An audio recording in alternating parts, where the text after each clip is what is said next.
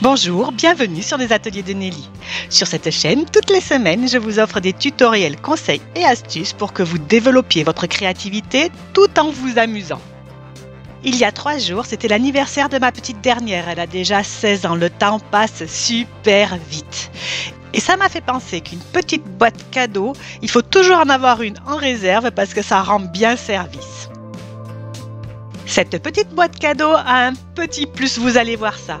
C'est une boîte tout à fait classique dans laquelle on peut mettre des bonbons, des chocolats, un petit cadeau, une roulette de ruban, pourquoi pas, un petit bijou, c'est à vous de voir. Mais lorsque l'on soulève l'image qui se trouve sur le dessus, on peut également y glisser un petit mot gentil pour la personne qui reçoit le cadeau. Vous allez voir, vous allez pouvoir faire tout ça très simplement, ça n'est vraiment pas difficile. On va bien se régaler et je pense que les personnes à qui vous allez l'offrir vont se régaler elles aussi.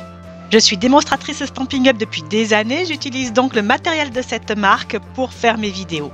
Cette fois, j'ai utilisé le set de tampons Le Moment Présent. Ce set de tampons, il est génial pour les filles comme moi qui aiment lire, qui aiment boire un thé ou qui aiment regarder les paysages.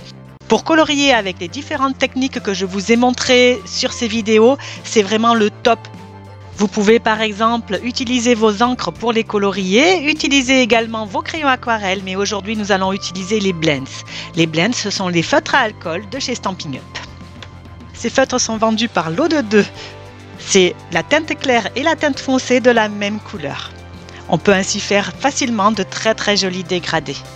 Lorsque j'ai eu une dure journée, souvent je me mets à mon bureau de scrap et je colorie des petites images comme ça. Vraiment, ça m'apaise, c'est vraiment sympa. Je ne suis pas une grande spécialiste du coloriage, mais avoir le bon matériel simplifie vraiment les choses. Voici quelques petits trucs et astuces si vous voulez réussir votre coloriage. Première chose très importante, pour utiliser les feutres à alcool, il faut tamponner à l'encre Memento. Si vous utilisez une encre à base d'alcool, comme la Stazone, vos 2 encres vont se mélanger et vous allez obtenir des traces grises dans votre coloriage, ce ne sera pas super joli. Donc, avec la Memento, ça n'arrivera pas. Deuxième chose à laquelle vous devez faire attention, le papier. Si vous utilisez du papier Stampin' Up, du papier blanc par exemple, pas de problème. Le papier est d'excellente qualité, vous n'aurez pas de soucis. Par contre, si vous souhaitez utiliser un papier d'un petit peu moins bonne qualité, faites des tests d'abord car l'encre risque de filer dans les fibres du papier et ce n'est pas très joli. Troisième chose, la technique. Comme vous avez pu le voir sur les images, je colorie d'abord toute mon image avec l'encre la plus claire. Ensuite, je fais les ombres avec l'encre la plus foncée et je repasse l'encre la plus claire pour mélanger le tout. C'est comme ça que ça me va bien. J'ai fait plusieurs tests avec différentes méthodes, c'est celle-ci que je préfère. Mais surtout, n'hésitez pas à nous proposer dans les commentaires votre propre méthode, je serai ravie de les connaître. Et surtout, 4e conseil, c'est le plus important, amusez-vous. Ce moment doit être vraiment un bon moment pour vous, un moment de détente, profitez-en.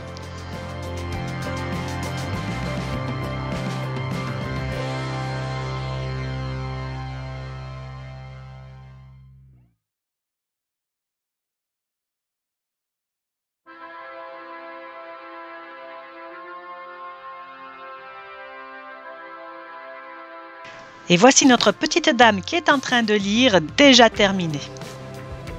Je vais maintenant la découper. Là, je choisis mes ciseaux les plus fins pour avoir un joli résultat. Et pour que la finition soit encore plus jolie, je vais passer un marqueur noir tout autour pour enlever les petites traces blanches disgracieuses.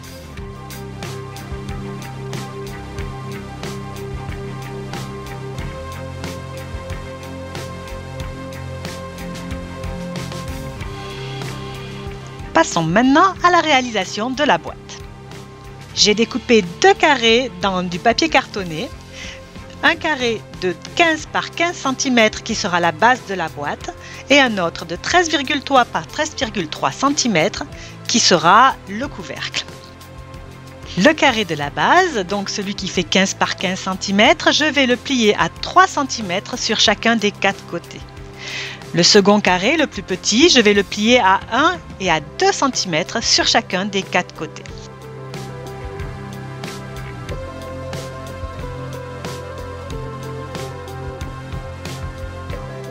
Et je vais vous montrer comment je coupe le carré de la...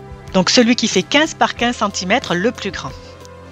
Je vais tailler des encoches à l'endroit que je vous montre avec mon crayon. Vous voyez, c'est tout simple.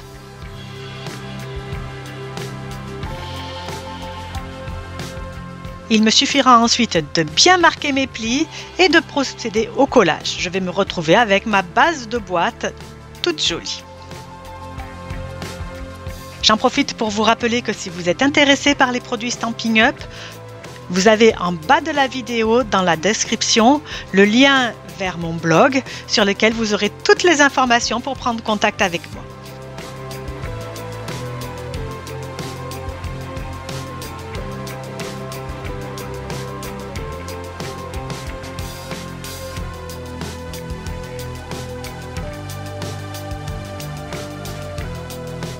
Une fois que la base est terminée, nous allons nous occuper du couvercle. Donc sur le couvercle, je vais enlever toutes les parties que j'ai grisées et rayées. Ensuite, je fais une coche avec mon ciseau sur les parties que j'ai montrées par un trait. Voilà qui est fait. Je marque ensuite les plis avec mon plioir. Comme vous le savez, c'est l'un de mes instruments fétiches. Je passe des heures à le chercher, mais je ne peux rien faire sans. Et ensuite, je colle ce couvercle. Je vais mettre la colle sur la petite languette et je la colle sur le bord adjacent. Une fois que j'aurai collé mes 4 petites languettes, je vais replier la partie haute de façon à obtenir une jolie finition. N'hésitez pas à vous faire aider par vos pinces préférées avant de vous en mettre plein les doigts comme moi.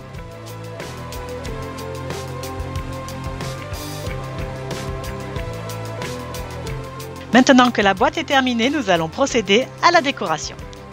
Cette boîte fait un petit peu plus de 9 cm de côté. Je vais donc découper un rectangle de papier cartonné de 8,5 par 17 cm et je vais en embosser une partie avec un plioir de gaufrage pour obtenir une jolie texture. J'ai également découpé une chute de papier doré que nous avions eue lors de la dernière promotion Célébration cet été. D'ailleurs, j'en profite pour vous rappeler que la promotion Célébration de ce mois-ci se termine le 28 février. Si vous voulez en profiter et bénéficier de tous ces produits gratuits par tranche d'achat, n'hésitez pas à faire votre commande avant la fin du mois. Pour que notre jolie liseuse soit encore plus confortable sur son coussin, je vais rajouter un petit peu de textile, vous savez comme j'aime ça, à mon projet en mettant un morceau de ruban. Et ensuite, je vais coller cette petite madame sur de la mousse 3D pour qu'elle soit un petit peu en relief et pour la mettre en valeur.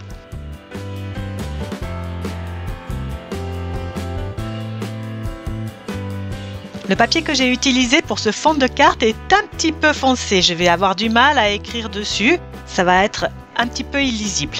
J'ai donc découpé des carrés de papier un petit peu plus clairs, la même couleur que celle que j'avais utilisée pour la boîte, et je les colle à l'intérieur, ce qui va me permettre de tamponner un vœu sur le dessus et de marquer un petit mot à la personne à qui je vais offrir la boîte sur le dessous.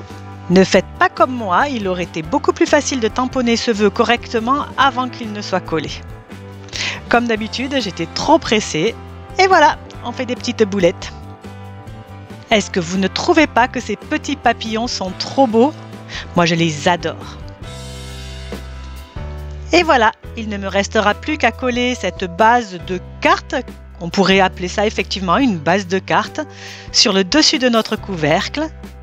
Et notre projet est presque terminé. J'ai juste rajouté une petite languette de ruban à la base pour montrer qu'il faut soulever. Et notre boîte cadeau est prête à être offerte. Alors, est-ce qu'elle vous plaît cette petite boîte cadeau? Est-ce que chez vous, vous allez vous amuser à refaire ce tutoriel? Adaptez-le à tous les cadeaux auxquels vous pensez, les cadeaux pour les bébés, les cadeaux pour les grandes personnes, vos amis, votre famille, tout le monde. Mais avant ça, n'oubliez pas de liker, partager, vous abonner à cette vidéo et la commenter. J'adore recevoir vos commentaires, vous savez que j'y réponds à chaque fois. Je vous retrouve dès la semaine prochaine pour un nouveau tuto scrap ou carterie en vidéo. En attendant surtout, portez-vous bien. Au revoir.